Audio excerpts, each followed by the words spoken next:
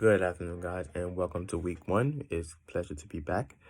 This week, we talk namely about the group's complexity, adaptive dynamics, and group construction, and the theory that goes in evaluating and also identifying groups.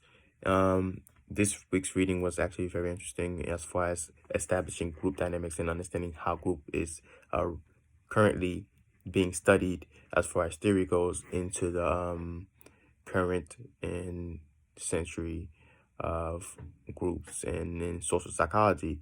One of the most interesting part that I saw in the readings was how they discussed the transition within the centuries and how group complexion is not just an abstraction of minds and individuals rather than a collective entity that composed of interactive members, because the previous generation, the previous century focused on group as just a dynamic of just a collective thought and acting as a single mechanism in order to evaluate and solve issues, but rather not understanding that groups consist of subgroups within those groups, which is a social factor, which could be even drawn back into family types and family groups, and you see that begin to develop even in substantial studies published social psychology journalists in recent years, and do not study behaviors of the groups, rather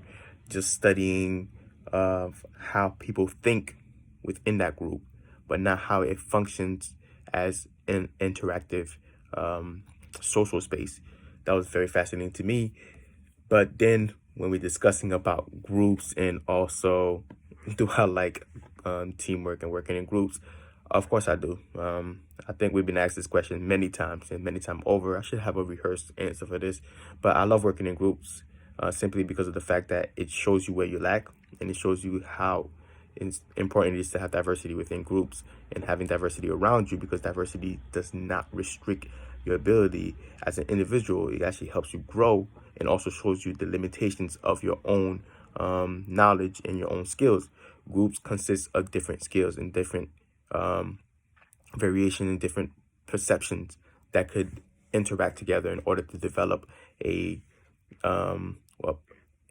system, I would say, because although they like to look at it as just individuals in the profound name of a group is actually a system of individuals working together. And we could look at it from a social aspect, which is essential because, of course, we all are social beings, but understanding that we function in that aspect and that we rely on each other in order to develop and also solve issues that need to be, solved. So a big key factor of developing and growing is being inside a group. You have to be in a group in order to grow. You have to be in a group in order to understand. You have to be in a group in order to survive. There is social aspects of it.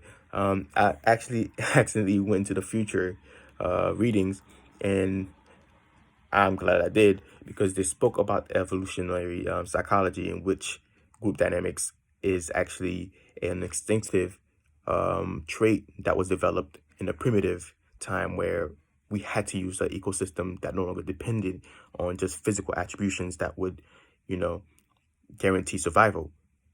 Humans being social creatures who are interdependent on each other, that is the basic dynamic, which will later on develop certain theories. I don't want to ruin it, but it's very interesting reading, especially for those who's going to read it in the future. So, so that was very fascinating to me as far as that, and understanding that development of groups and dynamics should not be just looked at as just individuals, but we got to understand the individual also, because that we are consistent of subgroups that's going to eventually accumulate into other groups, which will then also correlate and also interact and create a link between one group to another group. So as a social psychologist, and we have to be social psychologists in order to be in the higher psychology field, I do believe, we're going to see how we're going to function in interdepartments and how they will link together. So that's very fascinating to me, and I'm looking forward to reading more, especially the fact that I already read ahead. So